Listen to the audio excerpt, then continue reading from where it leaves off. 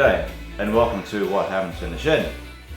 Right, so in this video I'm going to be sorting out a few little issues with my new drill press here. It's from Heron Forbes. It's a heavy duty pedestal drill press. No fault of the drill press. These little issues are probably more personal preference or personal habits. Let's have a look at it. Number one is mobility. So it being a pedestal drill press, obviously it hasn't got wheels, so it's a little bit difficult to shift. So and this thing is really heavy. So yeah, number one, I think I need to make it more mobile. So obviously I'll have to attach a set of wheels to it. Number two, bench top. So obviously a pedestal drill press, you don't have a bench top. So you might ask, why don't I just use this? This is a bit of a temporary bench, so this will eventually go. Okay, well that brings us to number three, and number three is table adjustability. So on my previous drill press, it had a round table with multiple T-slots. So for adjustability there, I was able to rotate it and also slew it from side to side. This drill press here, I absolutely love the big table. It's only got 2 T-slots, and I guess that's fairly normal. And it can slew from side to side, but obviously, yeah, you can't rotate the table. So it's less adjustable than what I used to have. And with the 2 T-slots, you sort of got to move the drill vise around. I wouldn't mind if I could make it a little bit more adjustable. This one's probably going to be a bit of a hard one. I'll have to have a think about this one.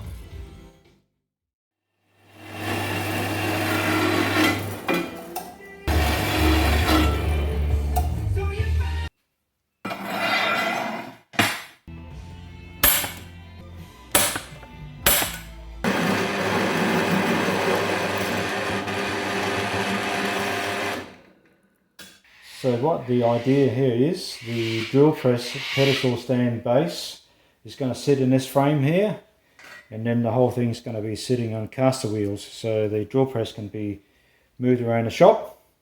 And then to the side here, I've got to attach some solid feet, because when the drill press is not being moved around, I don't necessarily want it sitting on caster wheels, so I'm just going to have some M16 sort of wind down feet to bring the wheels slightly off the ground. Yeah, so normally I would have mitered the corners here, welded them together, and then fabricated something coming off the side here for the nut. But I thought it'd be clever and do something else. So rather than doing that, that's what these holes are for. So I'll just weld the M16 nut there, and that's the wind up feed. So it's a bit more fiddly, but ultimately it means less welding and more cutting, and I'm far better at cutting than welding. So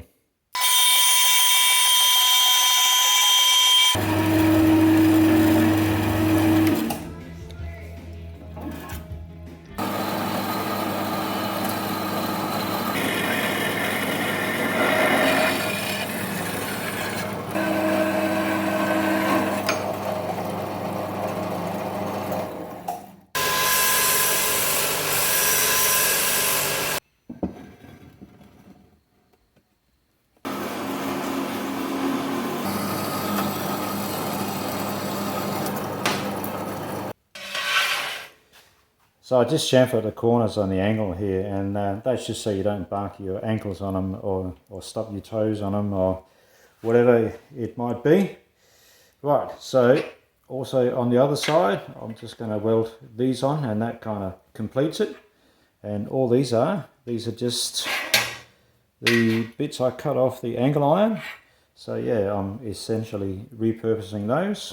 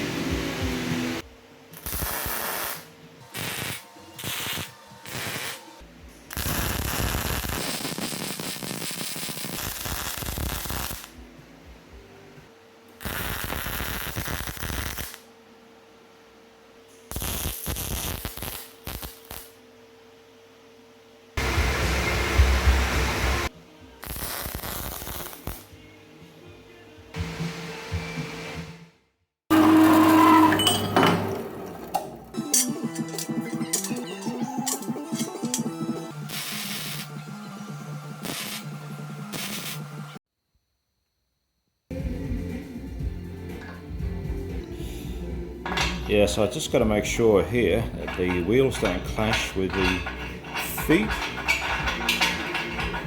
So there appears to be, yeah, there's plenty of room there. However, so on the bolt heads here, I'm just going to be welding some flat bar to some round pieces of flat bar. So I can't make this too big because that will then clash with the wheels.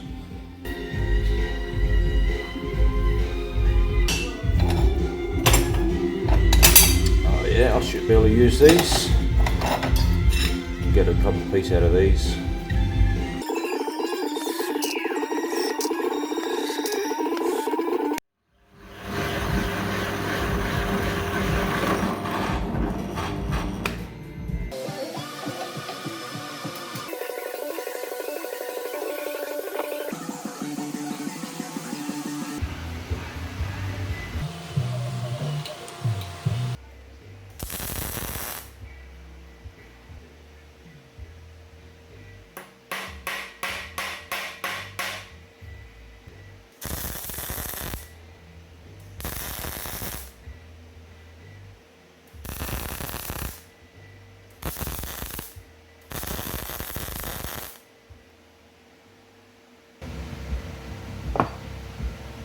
Well, there you have it. That's more or less the wind down feet.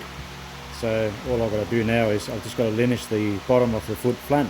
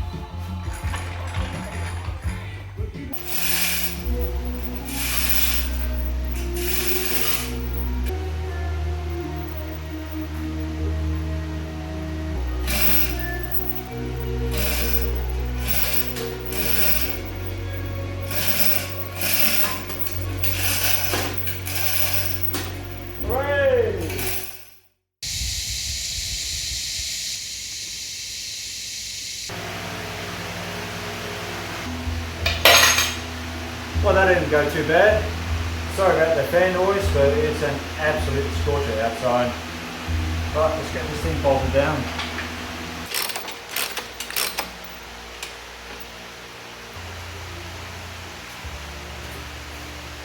Look at that, it moves.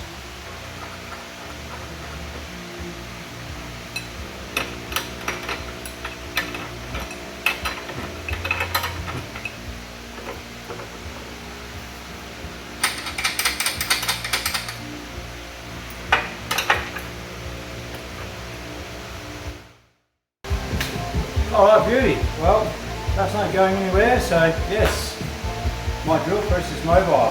Right, okay, number 2, bench top.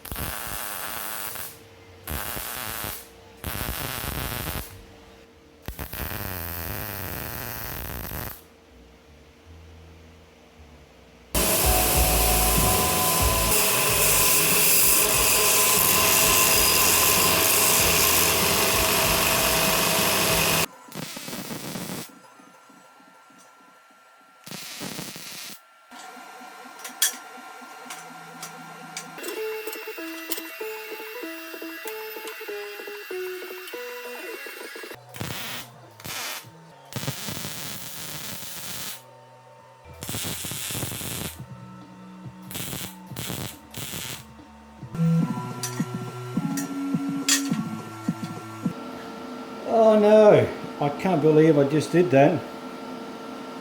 This here was supposed to be here, just like that one, and this thing's fully welded on.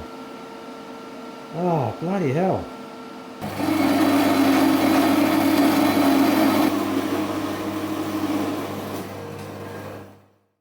Alright, so this is my little fix for this little cock-up. Ah, beauty.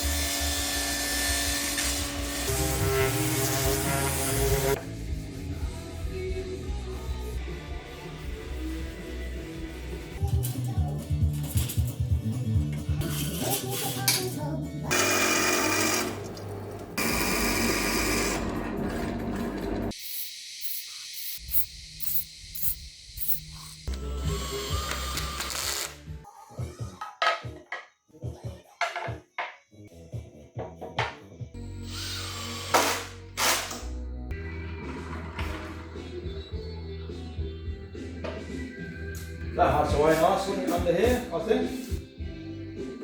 I should probably point out too that on the shelves, the flat bar is sticking above the shelf, so stuff won't fall off. Whereas on the tabletop, they kept flush. Okay, so that leaves us just with table adjustability, and I've been racking my brain over this one, and I guess there's no easy solution to it. So what I've been doing so far is I'll loosen up the bolts and I'll move the drill vise around to suit and then tighten them up again. And yeah, it's not too bad, but in the scheme of things, it's a bit of a waste of time, or it's less productive time, if you want to call it that. So I think making the table adjustable is impractical. So I guess all that's left really is I've got to make the drill vise more adjustable. And yeah, I've got just the thing for that. Alright, here we are. Look at that. Jeez, this thing's heavy. So here's my solution, a compound drill vise. So yeah, you got your X and Y, problem solved. Voila. Right, so before I get too excited about this, so you can see the bolt down positions here don't line up with the what I call the T-slots. So I've got it sitting over here, and the drill vise, or the jaw, that's as far as it goes this way. And yeah, and that's probably all right. But if ever I needed to drill something a little bit closer to the jaw here, basically I can't move it any further this way. What I would like is I would like the thing to go a bit further this way, at least, you know, so I've got a bit of adjustability. I'll move the whole thing a bit further that way, and I would prefer it if it could be bolted down on both sides. So I reckon I might make something up, some sort of a base for this to sit on.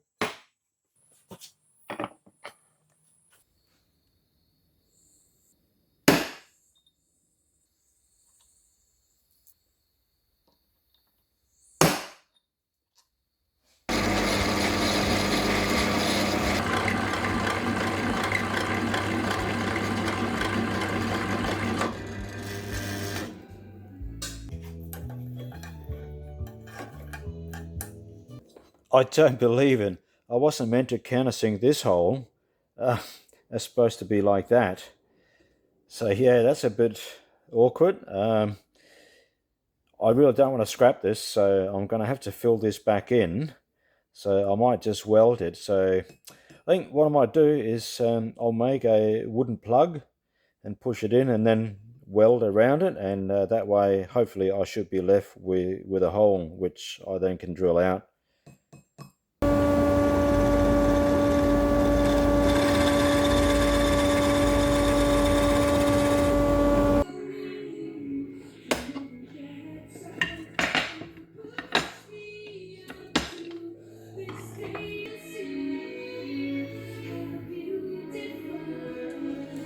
Beautiful.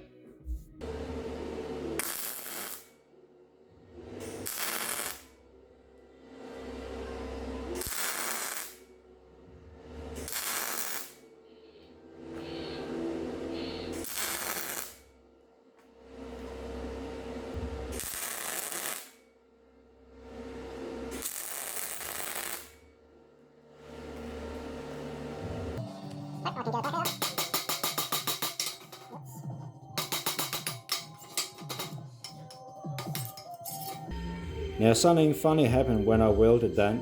It's almost like the burning timber created its own oxygen instead of countering the shield gas. Not sure. Anyway, we'll clean it up and drill it out, and we'll see. Yeah, there's definitely something weird going on with the shield gas and the burning wood. So, mate, that's like Swiss cheese. So I might just re-weld that and then drill it out. Well, that's a lot better. Anyway, I'm afraid that'll have to do. Right, let's see if I can do this without breaking my drill bit.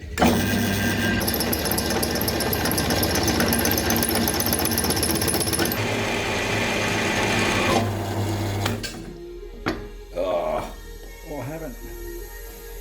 Oh, okay. I think we're through, and I think the drill bit did grab. Hang on to it. That's it.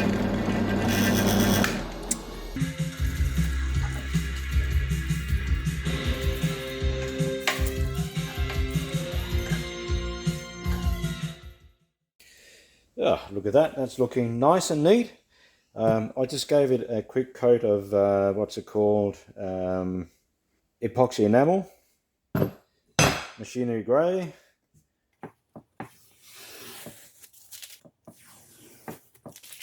So the top here, I just cleaned that up on the linisher, so I'm not going to paint that because the vise would just end up scratching the paint off anyway. Alright, so I'm just going to give it a bit of ISO 68 oil to stop it from rusting. There we go, that goes something like this. Alright, so my T-nuts are M12, so ideally you would have thought that these screws to screw the whole thing down would have been M12 as well. Instead I opted for M8, and that's purely just because I haven't got a drill bit large enough to countersink for M12 screws. So yeah, M8 it is, and I reckon they'll be plenty strong anyway.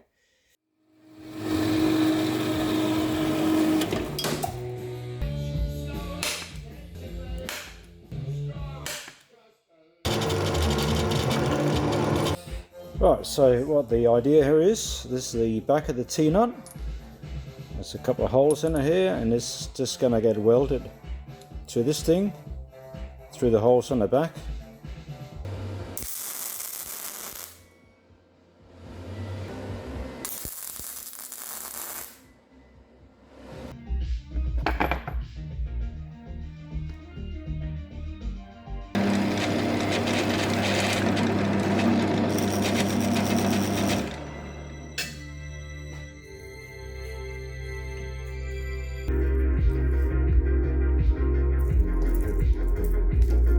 Well, there you go.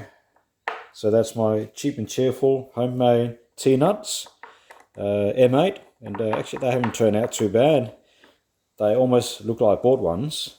Yeah, so I just gave them a quick coat of satin black epoxy enamel paint, So that should at least stop them from rusting. Good-o.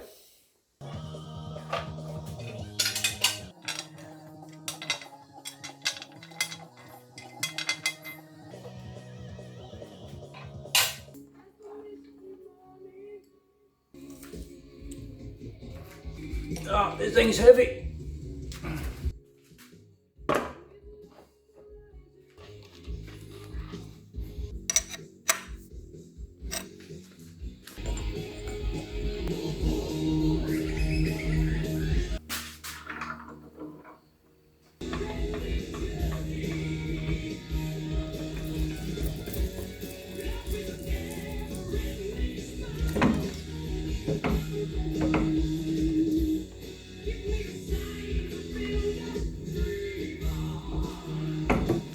How easy is that?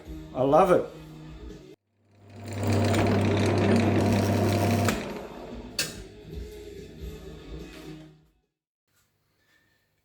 Thank you for still watching. I hope it wasn't too long or too boring, but I didn't want to leave too many bits out.